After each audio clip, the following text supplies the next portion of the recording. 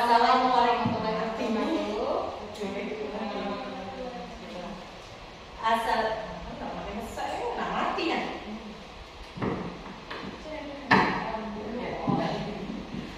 Assalamualaikum warahmatullahi wabarakatuh.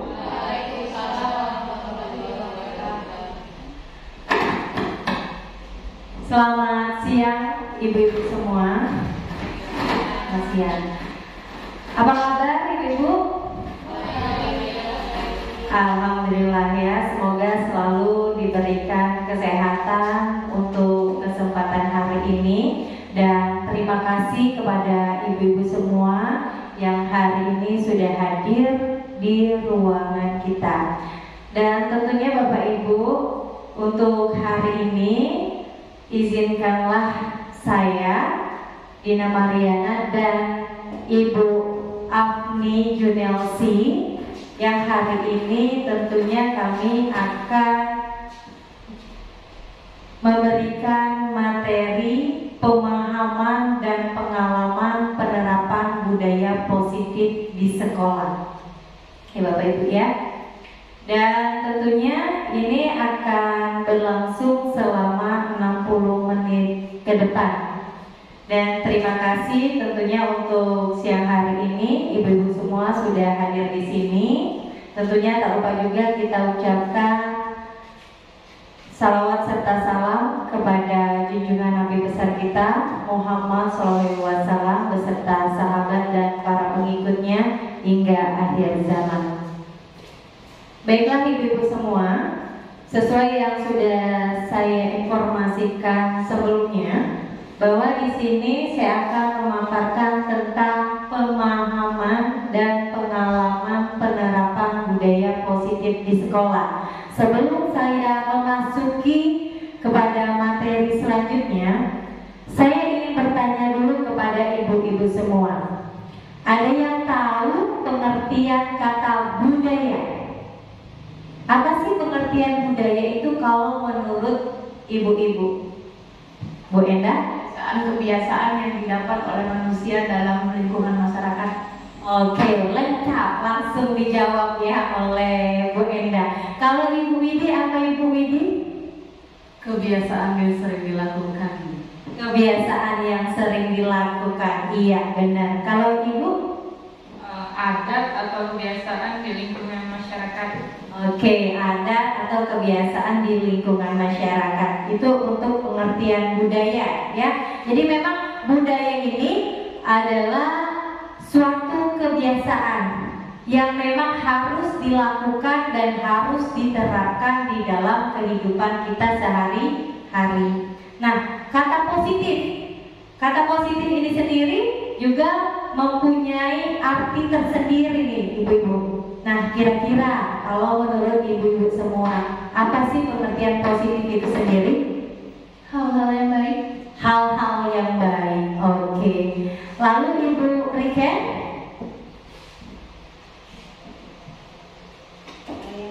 Hal yang baik. Hal yang baik. Oke ya. Ibu Nur, apa yang positif itu Bu Nur?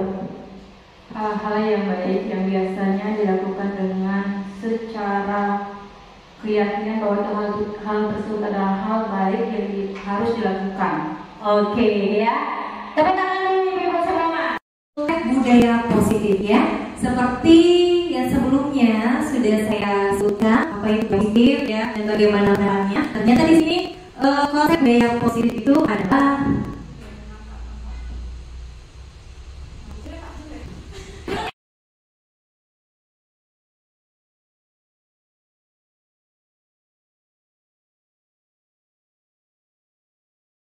ya. Demosi tadi sudah sama kita speed sedikit ya. Dari itu apa dan apa yang sudah kita lakukan. Nanti kita diskusi ini pernah melakukan namanya budaya positif ya. Saya yakin ibu-ibu semua baik kelas tinggi maupun juga kelas rendah itu sudah ada budaya positif. Nanti akan lebih dalam kembali pengertian budaya positif di sekolah.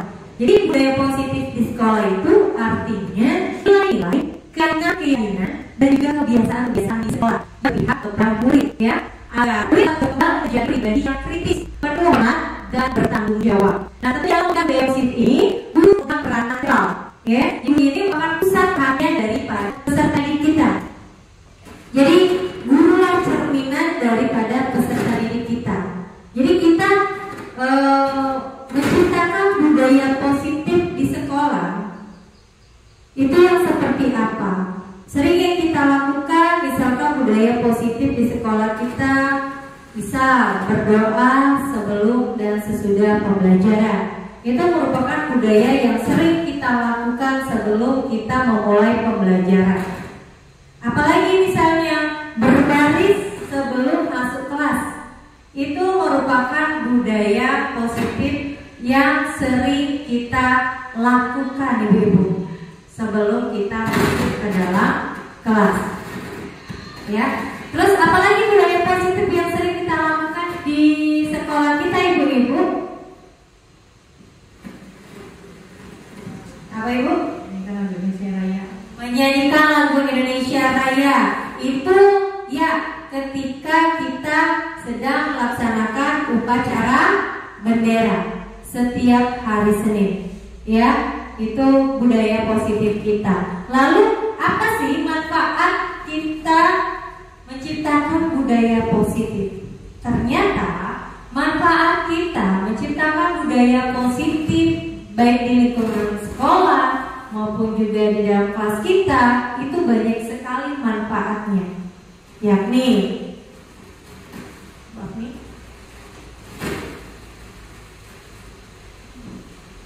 yang pertama, budaya positif itu tujuannya adalah untuk menciptakan suasana pembelajaran yang kondusif. Jelas itu, Ibu, ya. Kalau kita menciptakan budaya positif di dalam kelas, pastinya nih, pasti ya, ini sangat bermanfaat sekali untuk kita. Kenapa? Karena suasana di dalam kelas kita itu akan menjadi kondusif jikalau kita ada yang namanya budaya positif, seperti pertama, kita tidak menginginkan siswa kita ribut, ya. Jadi anak-anak diam, ya. Dan kita sebagai seorang guru pasti alangkah senangnya mengajar jikalau siswa kita semuanya pada mendengarkan kita, menyimak kita, ya. Yang kedua, guru dan siswa ini akan merasakan suasana pembelajaran yang menyenangkan. Jelas, kalau sudah kita menciptakan budaya positif, pasti kita sebagai seorang guru sudah merasa senang, ya. Dan pembelajarannya juga di dalam kelas tentunya akan berjalan dengan lancar dan siswa juga akan merasa diperhatikan, ya. Jadi pembelajaran itu akan berjalan dengan lancar sesuai dengan keinginan kita. Lalu yang ketiga, ini menjadikan pembelajaran bukan suatu beban, melainkan suatu kebutuhan. Jadi budaya positif ini sebagai pembelajaran kita, Ibu-ibu, ya, dimana kita harus selalu memberikan pembelajaran kepada anak didik kita, selalu mengajarkan hal-hal yang baik kepada anak didik kita. Oh, kita sebelum masuk kelas membaca doa dulu, ya. Kelas harus bersih dulu. Sudah ada guru, kita harus diam, jangan berisik, ya. Nah, ini tentunya akan menjadi suatu pembelajaran kepada kita. Dan kita sebagai seorang guru menciptakan hal tersebut jangan menjadi suatu beban. Karena kita sebagai seorang guru itu harus kita menciptakan sesuatu yang bersifatnya positif, ya, hal-hal yang baik yang harus kita terapkan kepada peserta didik kita. Jadi ya, hal tersebut tentunya akan menjadi suatu kebutuhan bagi kita, Ibu-ibu, ya. Lalu menggerakkan moral yang positif dan membentuk siswa yang berkarakter. Ini jelas, ya. Kenapa, Ibu-ibu? Ibu menggerakkan moral yang positif. Anak kita misalkan, kalau dia sudah dibiasakan membaca doa sebelum belajar, pasti ini akan terbentuk ya di karakter anak-anak tersebut, terbiasa. Jadi setiap hari dia setelah berbaris masuk ke dalam kelas, dia akan berdoa terlebih dahulu sebelum dia melaksanakan pembelajaran. Ya, itu akan membentuk suatu disiplin. Dan misalnya lagi, setiap hari Jumat kita melaksanakan Yasin bersama. Nah, tentu anak sudah paham dan tahu bahwa setiap Jumat kita selalu hari bersama lebih dahulu baru masuk kelas. Nah, inilah budaya positif kita terapkan di sekolah. Mudah-mudahan nanti kita budaya positif yang lain yang tentunya akan bermanfaat untuk peserta didik kita.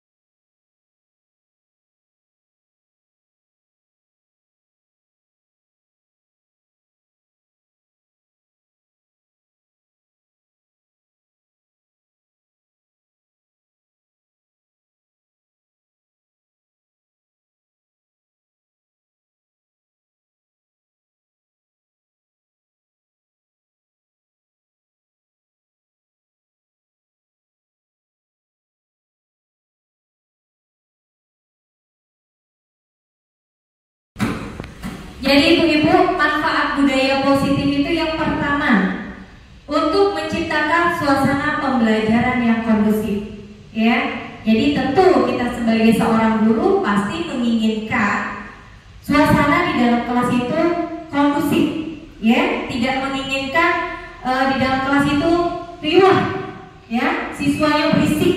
Nah, itu kita tidak menginginkan, ya. Jadi bagaimana caranya? Dengan cara kita menciptakan budaya positif. Yang kedua, guru dan siswa akan merasakan suasana pembelajaran yang menyenangkan. Benar nih Ibu, ya? Kenapa? Yang pertama kan yang sudah saya sebutkan tadi, diawali dari guru. Kalau gurunya sudah happy, senang, pasti siswanya juga merasa happy dan senang juga, ya. Dan juga siswanya juga akan merasakan senang juga kalau suasana di dalam kelas itu kondusif, ya.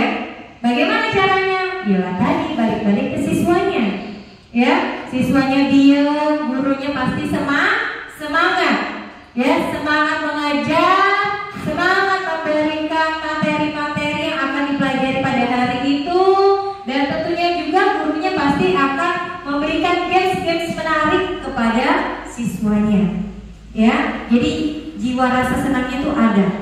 Begitupun juga dengan anak-anak, dia akan merasakan, aduh enak ya kelas kita bersih, aduh enak ya udara di kelas kita ini bersih, sehat, ya. Nah itu. Terus yang ketiga, menjadikan pembelajaran bukan suatu beban, melainkan suatu kebutuhan, ya. Menjadikan pembelajaran bukan suatu beban, melainkan suatu kebutuhan. Ini maksudnya apa ini Ibu? Ada yang tahu? Ada yang tahu? Menjadikan pembelajaran bukan suatu beban, jadi suatu kebutuhan. Jadi pembelajaran itu maksudnya kita menciptakan budaya positif di dalam kelas. Itu menjadikan suatu pembelajaran bagi kita. Contoh kecil, kita memberikan budaya positif di kelas, berdoa sebelum dan sesudah memulai pembelajaran. Jadi kita harus budayakan kepada siswa, anak-anak baca doa dulu sebelum kita memulai pembelajaran. Nah itu maksudnya, contoh kecilnya. Terus apa lagi?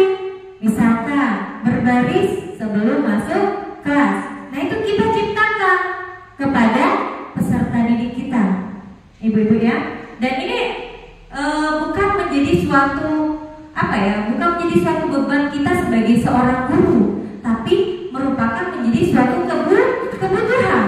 Itu merupakan hal yang harus kita lakukan setiap hari. Tujuannya untuk menerapkan budaya positif kepada siswa. Lanjut, menggerakkan moral yang positif dan membentuk siswa yang berkarakter. Benar Ibu? Ya, jadi kita ketahui bahwa anak kita zaman sekarang ini sulit sekali untuk menciptakan moral yang baik dan moral yang positif. Jadi kita sebagai seorang guru ini perlu menciptakan moral yang baik dan moral yang positif. Tujuannya untuk apa? Ya untuk menciptakan budaya positif, ya, supaya anak tersebut itu mempunyai karakter, akhlak yang baik. Contoh tadi kita sebelum memulai pembelajaran, maka kita harus berdoa. Itu merupakan suatu kebiasaan yang harus kita terapkan kepada peserta didik kita. Jadi insya Allah anak-anak tadi sudah timbul nih di dalam pikirannya, oh sebelum mulai pembelajaran kita harus berdoa dulu. Jangan langsung belajar, jangan langsung nyari gurunya, tapi berdoa terlebih dahulu. Next. Nah, konsep budaya positif. Konsep budaya positif. Yang pertama, ini adalah konsep paradigma teori kontrol. Yang kedua, konsep disiplin positif. Yang ketiga, konsep nilai-nilai kebajikan dan keyakinan kelas. Keempat, konsep kebutuhan dasar manusia. Kelima, konsep posisi kontrol. Dan keenam, konsep segitiga restitusi. Ya, nah kesemuaan ini nanti akan kita perdalam. Next. Yang pertama, merubah paradigma belajar. Nah, yang seperti apa itu merubah paradigma belajar? Menurut Ki Hajar Dewantara, pendidikan itu bertujuan untuk menuntut segala kodrat yang ada pada anak agar mereka mencapai keselamatan dan kebahagiaan yang setinggi-tingginya, baik sebagai manusia maupun sebagai anggota masyarakat. Nah, Ki Hajar Dewantara ini menegaskan bahwa dalam pendidikan ini hendaknya sesuai dengan kodrat alam dan kodrat zaman, sehingga pendidikan itu tidak bersifat statis melainkan dinamis. Menurut Ki Hajar Dewantara, Ibu, tujuan dari pendidikan itu adalah penguasaan diri.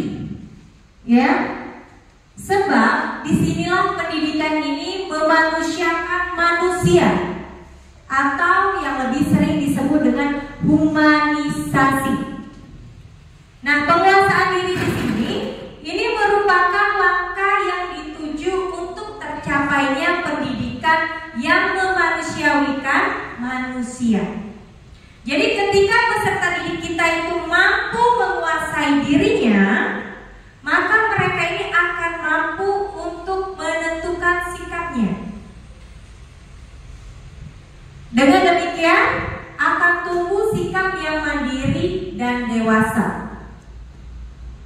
Nah, beliau juga menunjukkan bahwa tujuan ini diselenggarakannya pendidikan ini adalah untuk membantu peserta didik menjadi manusia yang merdeka. Menjadi manusia merdeka itu yang seperti apa? Maksudnya di sini bukan berarti kita itu tidak hidup, ya. Jadi di sini berdiri tegak dengan kekuatan sendiri dan cakap mengatur hidupnya dengan tertib, bukan. Jadi dengan kata lain, pendidikan ini menjadikan seseorang mudah diatur. Jadi tetap dapat disetir, ya.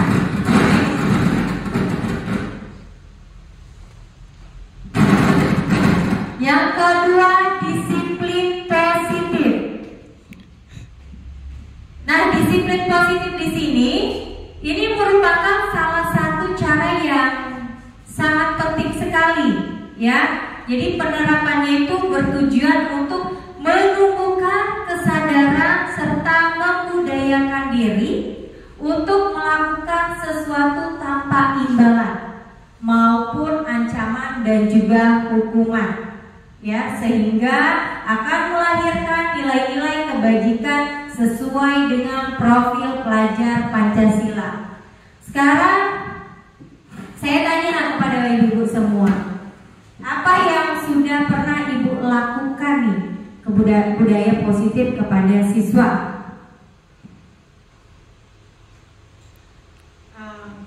Misalnya waktu sebelum mulai belajar, nyuruh anak itu bersihkan kelas dulu, buang sampah, kemudian melaksanakan piket kelas. Oke, ada lagi Bu? Masuk kelas tepat waktu. Masuk kelas tepat waktu. Iya, benar ya. Jadi membersihkan kelas terlebih dahulu sebelum masuk kelas. Kita tidak boleh menggunakan kata menyuruh ya. Jangan menggunakan kata menyuruh Ibu. Oke, next. Yang ketiga adalah keyakinan sekolah atau kelas. Keyakinan sekolah atau kelas. Nah, ibu pernah nggak mendengar kata keyakinan sekolah atau kelas? Ada nggak ibu? Ada yang pernah mendengar kata keyakinan ibu? Menciptakan lingkungan kelas yang tertib. Menciptakan lingkungan kelas yang tertib. Ibu?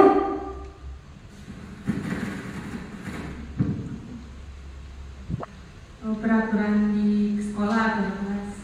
Oke ya. Jadi selama ini kita itu pernah mendengar tentang peraturan kelas, peraturan sekolah. Ya, jadi peraturan kelas sama keyakinan kelas itu sangat beda dulu. Ya, bedanya di mana? Keyakinan itu dibuat oleh peserta didik. Ya.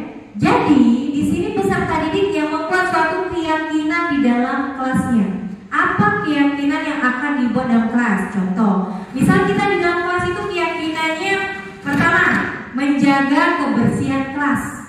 Ya, nah menjaga kebersihan kelas itu apa aja yang akan dilakukan?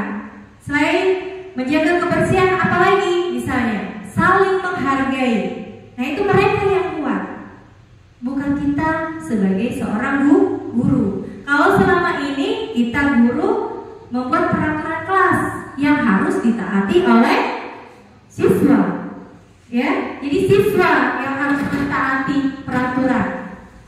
Nah, jadi kita di sini membuat keyakinan sekolah atau kelas yang dibuat oleh murid sama-sama. Kita dan guru sama-sama membuat keyakinan tersebut. Jadi keyakinan kelas ini salah satu disiplin positif yang bisa kita terapkan dalam membangun budaya positif di sekolah. Tentunya dengan adanya keyakinan kelas di setiap kelas, ini tentunya akan diharapkan dapat mewujudkan tujuan pendidikan yang berorientasi kepada profil pelajar Pancasila.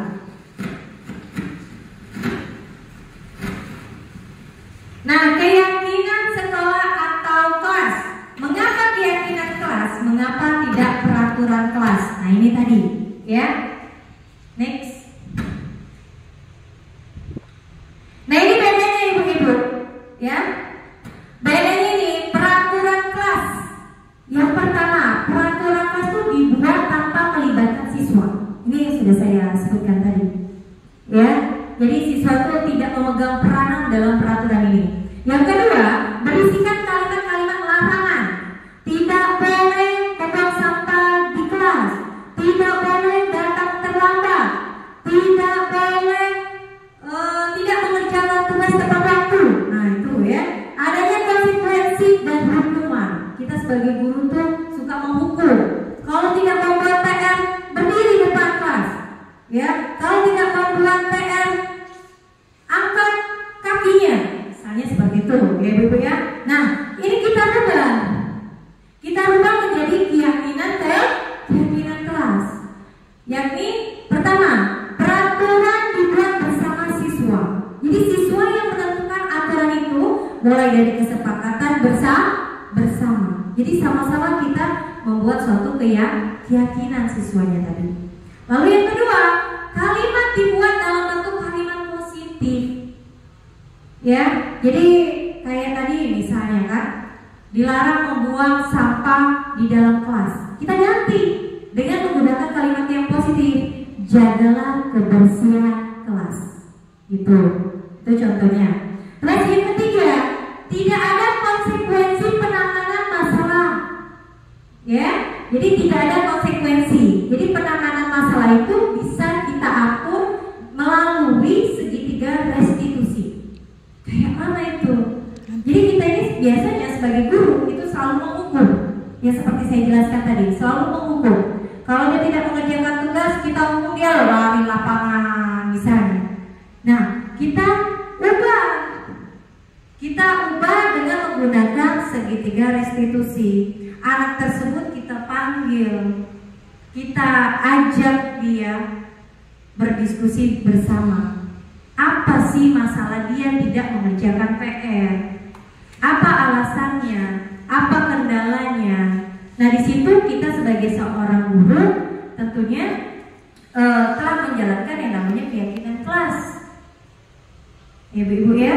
Nah, jadi masalah tadi yang anak tadi mendapatkan umpan balik dari kita, dan kita juga tahu nih permasalahan yang dihadapi siswa, bukan yang selama ini kita lakukan menghukum siswa, memberikan hukuman kepada siswa sehingga problem yang sedang dia hadapi juga itu nggak tahu apa sih yang sedang anak tersebut hadapi. Apakah mungkin dia mati lampu, ataukah dianya sakit mendadak. Jadi di situ yang memang harus kita sebagai seorang guru mengetahui terlebih dahulu, menelusuri, ibu lebih tepatnya ya Bu ya. Jadi kita ajak anak-anak tersebut untuk berdiskusi dengan menggunakan metode segitiga restitusi. Baik, untuk materi selanjutnya ini akan disampaikan oleh rekan saya Ibu Nur Afni Jumelsi sebagai CGP Angkatan 9 juga. Terima kasih.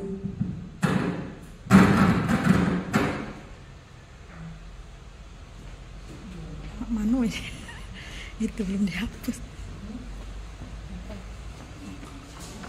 Aduh, belum masuk kopi.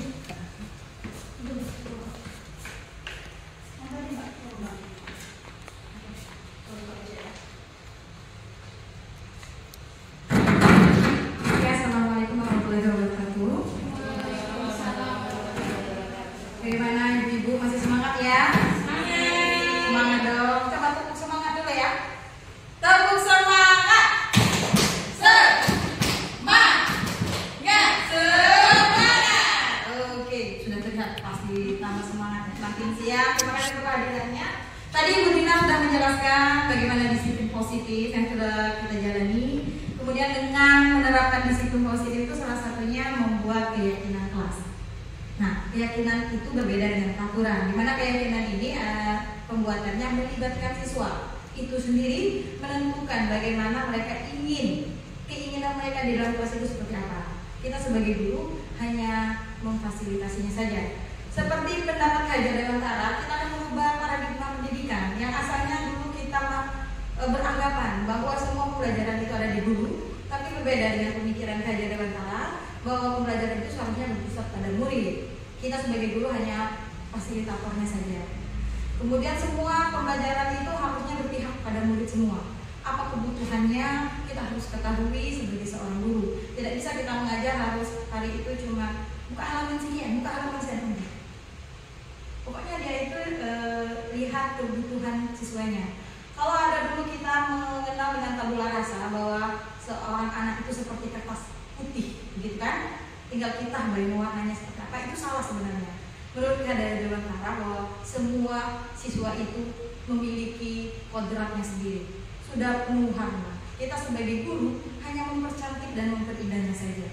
Jadi setiap murid itu memiliki potensinya masing-masing. Tidak bisa kita samaratakan.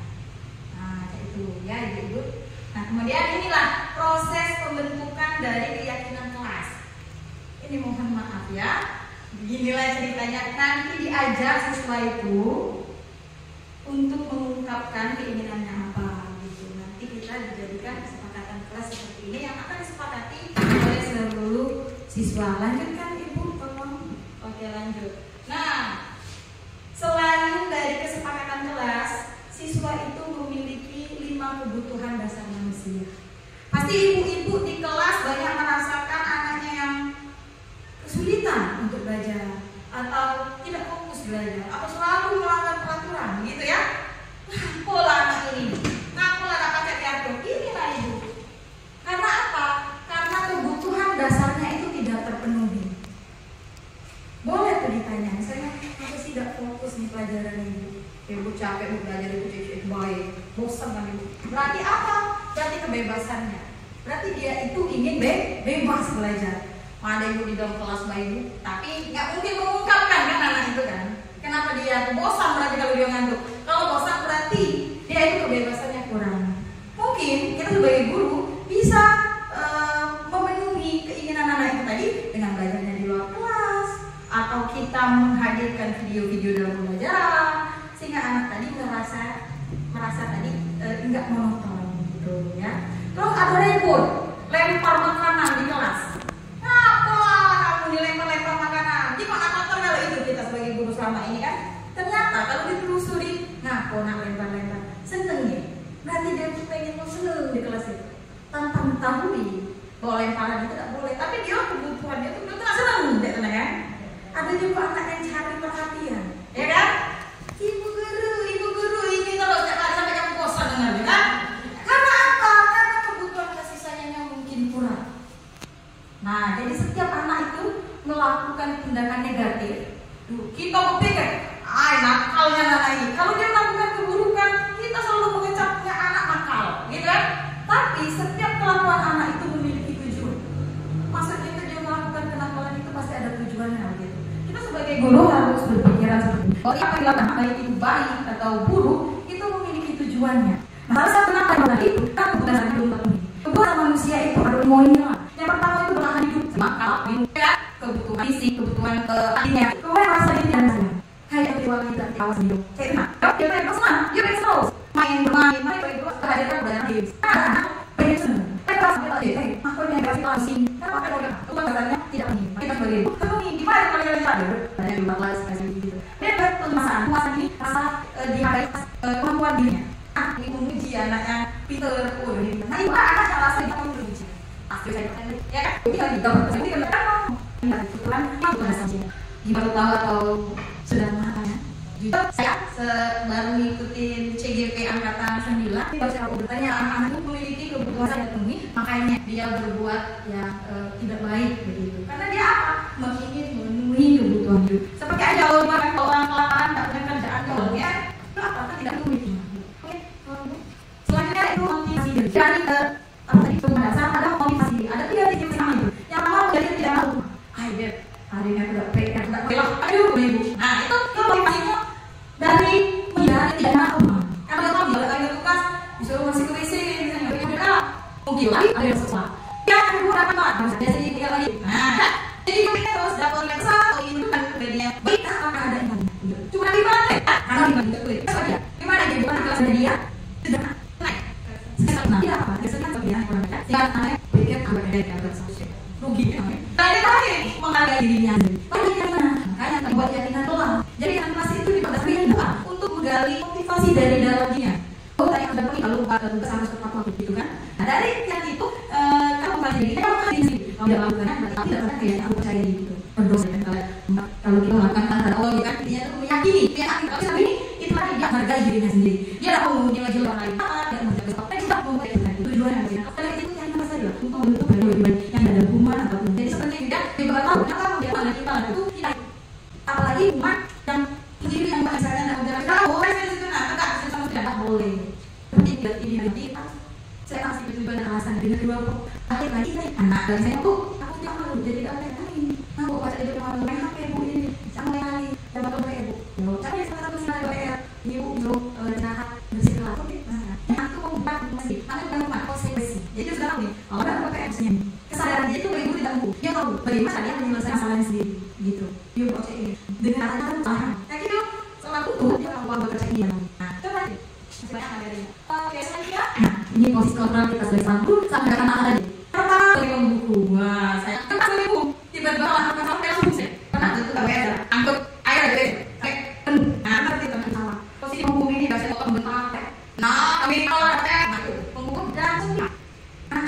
Tidak sesuai dengan keajaran Allah. Keajaran Allah tadi manusia dan manusia. Kita pandang anak itu manusia. Pada ibu kita bermarah, ada bermarah. Sama sih.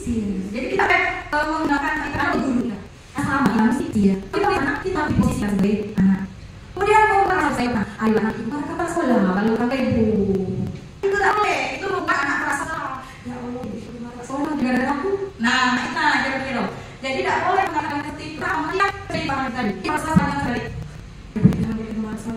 Karena apa yang kecewa sama kamu? Ibu kecewa sama kamu. Jadi orang bersalah mau kemana aplikasi? Kecewa mana? Tahu atau jadi kalau ibu tentang kepala sekolah lain pun juga pernah. Saya juga malah kesini. Kita. Lagi kenapa ada kepala sekolah lain juga gawe kamu? Nah, iya. Boleh ternyata. Salah itu karena anak-anak lain juga lain pandangannya ya. Sebagai teman. Sebagai teman ini kadang-kadang pengajar itu tadi kan? Itu tadi baik dengan dia. Tapi itu dia sampai dengan kita itu akibatnya. Memang anak tadi menjadi akrab dengan kita, tapi dia tidak punya batasan gitu. Mana guru, mana siswa, sampai bahasa yang digunakannya pun bahasa mereka. Nah, sampai misalnya Salimah, dia malah itu kan? Nah itu sebenarnya tak boleh juga karena merusak karakternya tadi ya. Kemudian sebagai pemantau ini sesuai dengan peraturan. Apa peraturannya hari ini? Harus waktunya waktu itu, Nah, itu peraturan. Ya Bu, maafnya Bu Kante, misalnya dia tadi. Nah, sudah balik lah kamu. Ini harus sesuai dengan aturan. Nah, itu. Pemantau biasanya orang yang selalu menyangkutkan dengan aturan. Aturan sekolah saya ini, aturan saya ini. Nah, itu. Yang terakhir adalah manajer. Yang manajer ini lah yang terbaik di antara semuanya. Manajer ini cuma ngatur jalannya, permasalahan itu terselesaikan. Nanti diharapkan kita semua menjadi manajer. Nah, untuk menjadi manajer ini ada langkahnya. Lanjut, yang nama langkahnya adalah segitiga. Belum. Nah, sebelumnya itu bolehlah kita nonton ini dulu ya ibu-ibu ya. Ini 5 posisi kontrol yang tadi nah. Untuk lebih jelasnya oke dimainkan.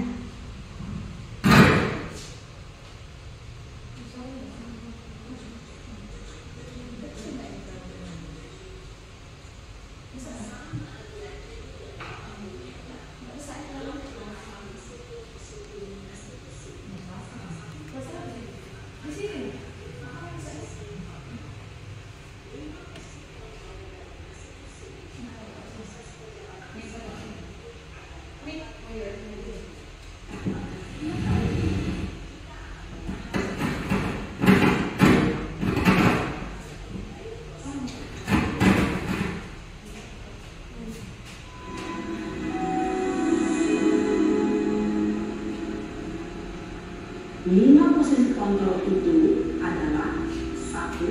Posisi pemimpin, 2. Posisi pembuat merasa bersalah, 3. Posisi teman, 4. Posisi pemantau atau monitor, dan 5. Posisi manajer.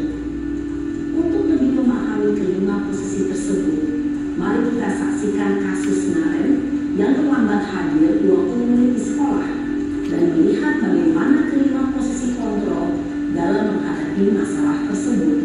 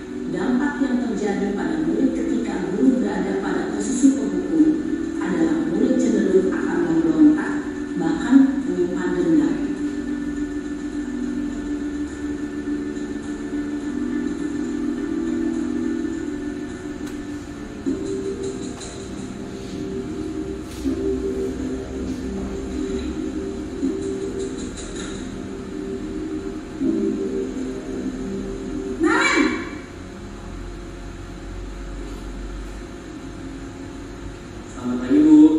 Naren, kamu kenapa terlambat lagi, nak? Ya Tuhan, Naren, kamu senang ya bikin ibu susah ya?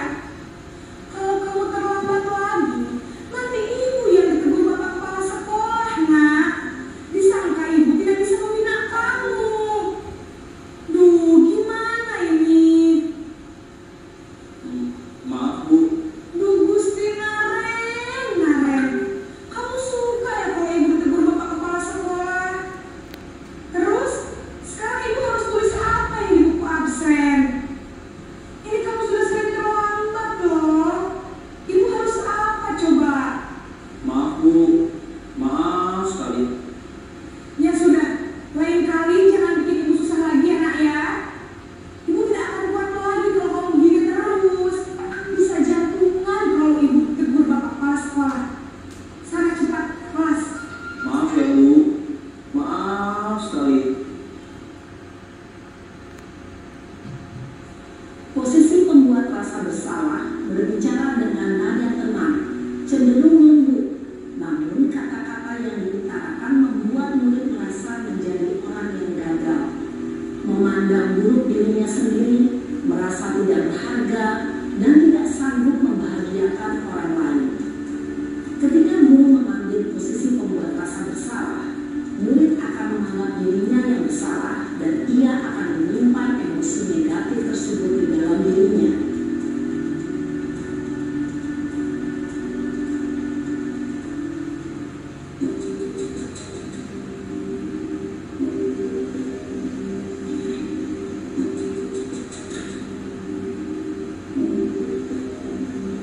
Naren!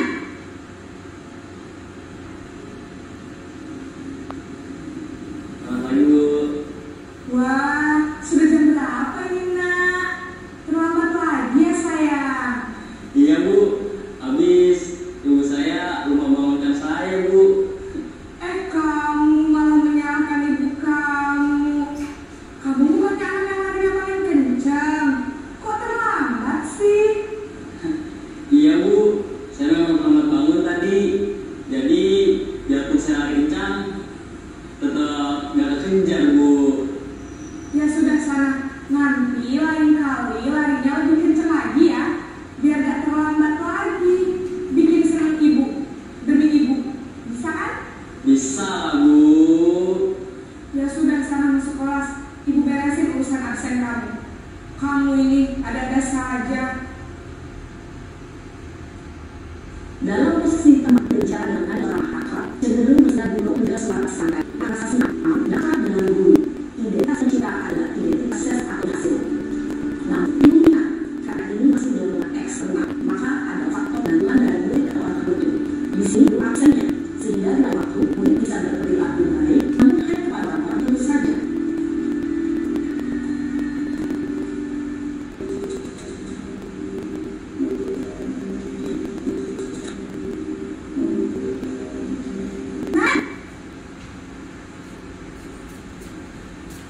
Selamat pagi, Bu. Nah, apa harus kami tentang jam berapa kamu sekolah? Kita harus sekolah jam ini, Bu. Ya Bu, karena udah jam 20. Kalian sudah tahu konsekuensi di keramaian. Paham, Bu. Saya harus di kelas pas jam istirahat selama 20 menit.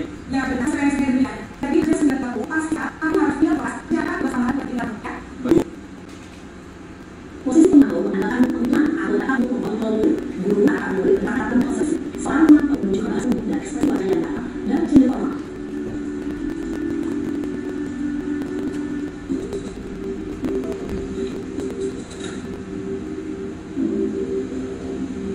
Naren! Selamat pagi, Bu. Selamat pagi, Naren. Maaf, Bu. Saya lambat. Ya, masuknya jam 7, sekarang sudah jam 7.20. Jadi saya Maaf, Bu. Saya lupa secara saya semalam baik menurut kamu. Kegiatan sekolah yang baik menurut kamu. hari di sini dan orang lainnya, Bu. Setuju. Jadi apa anda ngerti posisi yang tersebut? Bu, saya main ini. Anda menjadi masalah lagi. Dari nama ada masalah lagi. Saya akan sebut tidak menyetel alam saya, Bu. Baik, kalau Naren komputer alami di rumah, orang yang bisa mengingatnya. Ada, Bu. Ayah. Ada kan soalnya? Saya lima. Ada ibu saya. Baik, tadi yang mengingatnya ada di mana ya?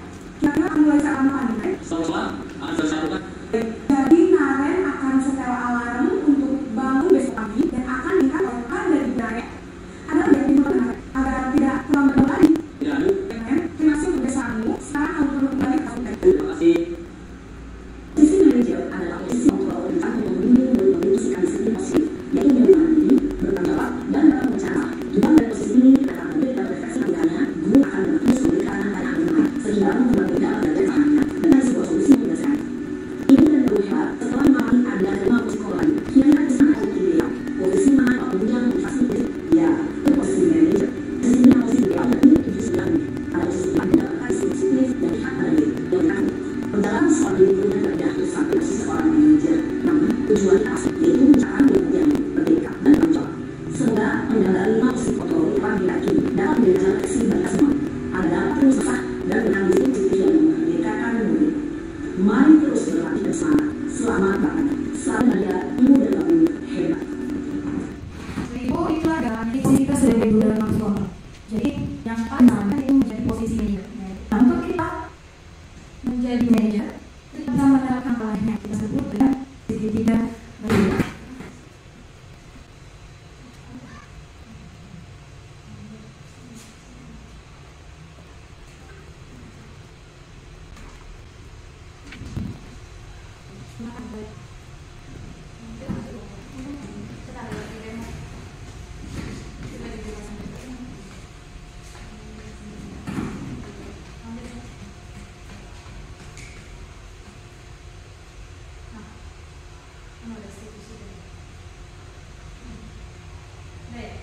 Oke, yang disebut dengan segitiga restitusi ya. Itu kalau kita mau ingin menggunakan posisi manajer itu langkahnya ada 3, yaitu menggunakan restitusi. Restitusi ini bisa membantu murid menjadi lebih memiliki tujuan, disiplin positif, dan memuliakan dirinya gitu, setelah mereka melakukan kesalahan. Penekanannya bukanlah pada bagaimana perilaku untuk menyenangkan orang lain atau menghindari ketidaknyamanan. Namun tujuannya adalah menjadi orang yang menghargai nilai-nilai kebajikan yang mereka percayai gitu. Oke. Nah, di sini langkah-langkahnya menggunakan segitiga restitusi. Jadi kita sebagai seorang guru menerapkan dengan posisi kontrol seorang manajer, itu langkah yang pertama dilakukan menstabilkan identitas. Jadi kalau ada anak yang melakukan kesalahan, stabilkan dulu identitasnya. Jangan dimarahi di depan umum, misalnya dipanggil ya, dipanggil ditanya kenapa, kemudian dikasih tahu salahnya apa, dikasih tahu bahwa setiap manusia itu pernah melakukan kesalahan. Jadi jangan takut berbuat salah, seperti itu maksudnya. Jadi identitas dia sebagai seorang pesalah tadi stabil dulu. Jadi dia itu nggak merasa disalahkan gitu. Oh, berarti ibu ini tidak dong ngejudge aku nih salah kayak kenapa. Jadi kamu itu kayak kalimatnya kamu bukan satu-satunya yang pernah melakukan hal ini, ada orang lain juga. Jadi setelah dirinya stabil bahwa dia itu melakukan kesalahan itu ada alasannya dan tujuannya, dia akan menceritakan sendiri apa masalahnya seperti itu. Setelah kita menstabilkan identitas anak tadi, kemudian kita akan validasi tindakannya yang salah, ya kan? Maksudnya itu setiap anak berbuat salah itu ada tujuannya. Makanya kita validasi. Kenapa? Pasti kamu ada alasan mengapa datang terlambat. Mengapa kamu melakukan hal itu, mencubit teman kamu, pasti ada alasannya. Kan ditanya dulu, alasannya apa? Jadi kita validasi kesalahannya. Oh benar, ini ganggu aku bu, ini kayak itu kan. Oh wajar bilang kalau kamu marah kayak itu kan, karena si A seperti ini sama kamu gitu. Ini lama-lama kalau kita baca itu alur cerita ini berhasil nih dari tahap menstabilkan, validasi, nanti dia akan mengakui sendiri kesalahannya. Terus setelah kita tanya nih alasannya apa, kita tanyakan keyakinan kelas yang sudah kita buat. Misalnya dia tadi itu mengganggu teman lain, tanya, kalau kamu mencubit teman itu, apakah sesuai dengan keyakinan kelas kita? Tidak bu. Apa yang sudah kamu langgar? Tidak berbuat baik, maksudnya itu berbuat baik dengan teman. Berarti kita melaksanakan berbuat baik dengan teman kan? Nah, menurut kamu berbuat baik dengan teman itu penting juga bagi kamu gitu kan? Penting Bu. Kalau penting, saya itu kan cak mana nih penyelesaian masalahnya dari kamu? Saya akan minta maaf misalnya sama temannya, atau saya akan ngapain misalnya rusak atau apa bajunya, saya akan menjadi misalnya katanya, atau pensilnya patah, saya akan ganti katanya seperti itu. Jadi penyelesaian masalahnya tidak dari kita seorang guru, tapi dari anaknya itu sendiri dengan keyakinan yang ia percayai.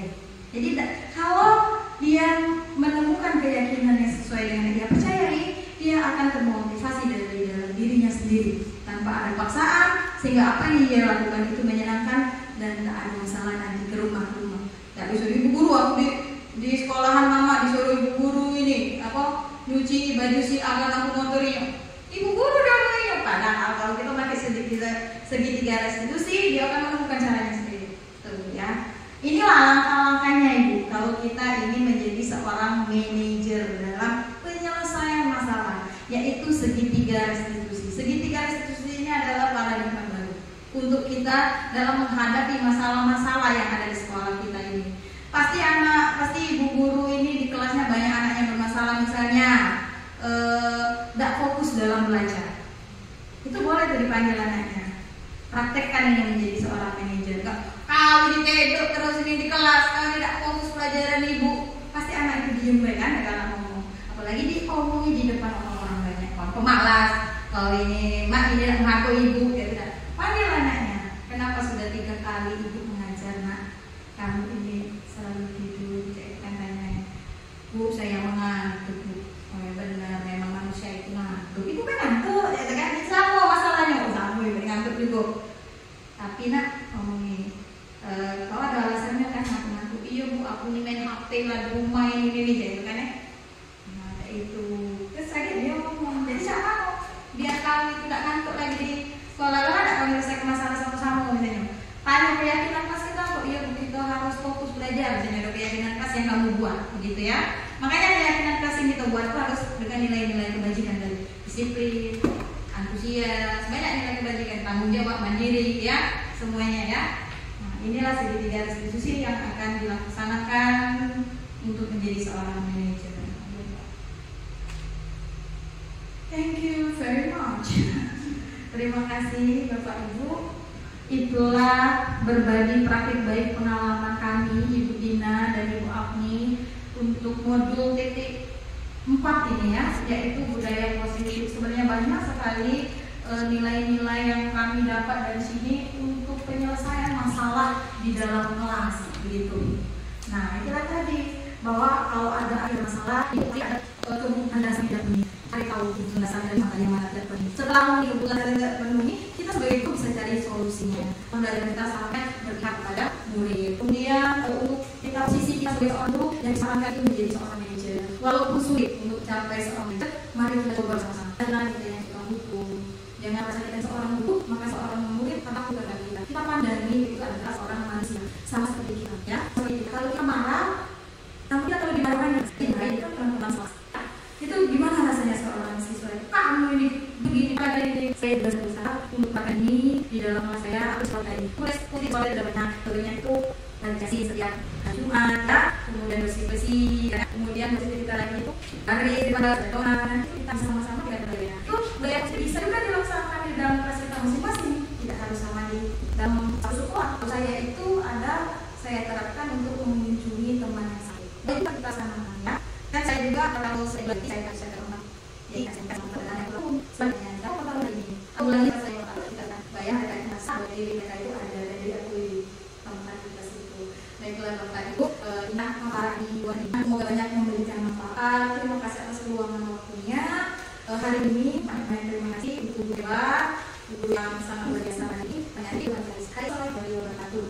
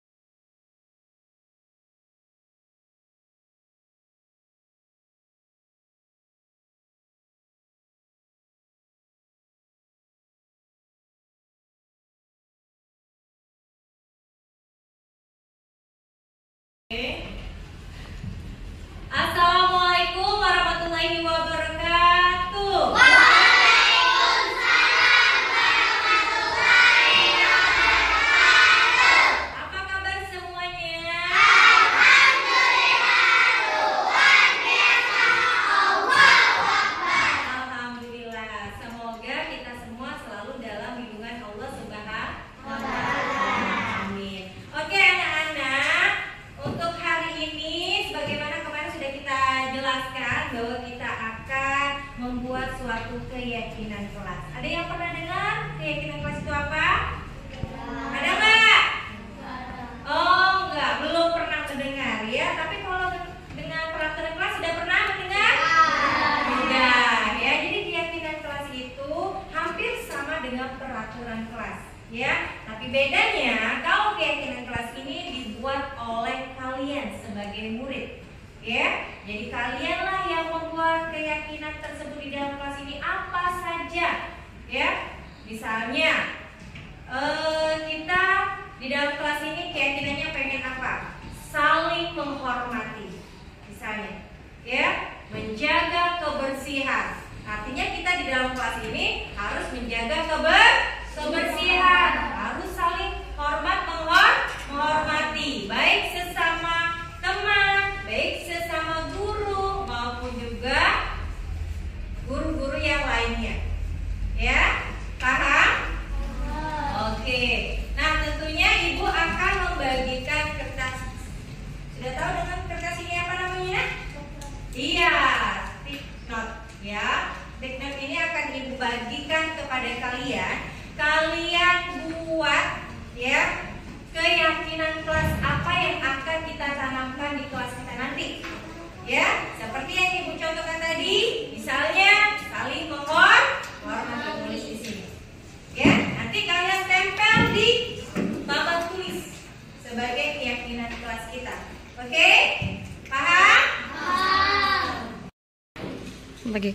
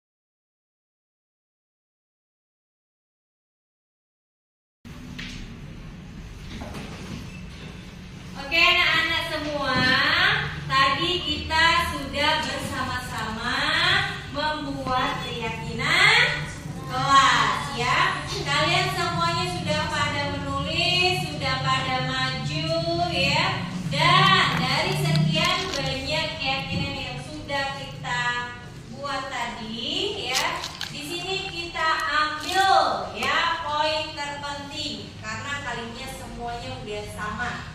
Ya, nah jadi di sini apa yang kita ambil sebagai keyakinan kelas kita? Yang pertama itu adalah disiplin, ya. Yang kedua jujur, yang ketiga menjaga kebersihan kelas, menghargai guru, mandiri, sopan santun kepada guru dan teman, saling menghormati dan bertanggung